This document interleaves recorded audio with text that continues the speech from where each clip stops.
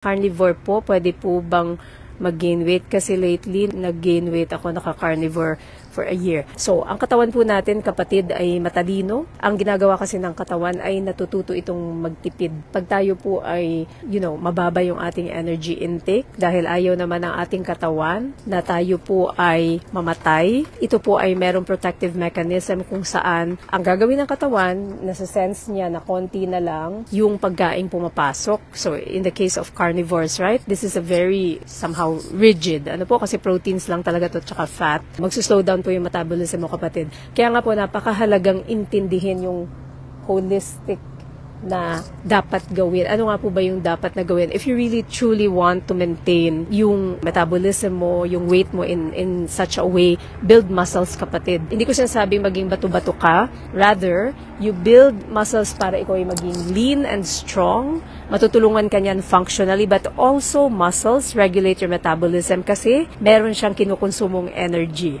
Ang katawan ay matalino, mag-a-adjust yan, magtitipid according sa dami ng kinakain mo. Kung carnivore ka, medyo mababa po yan. Medyo mababa na po yung iyong caloric load niyan, no? Magtitipid po yan and magsuslow down yung metabolism. That's why, kapatid, we really need to look at ano nga po ba yung sustainable talaga. I am advocating for low-carb Mediterranean fasting way of life because ito po yung biblical. Kaya nga, understand the design of your body, mga kapatid. Ano po?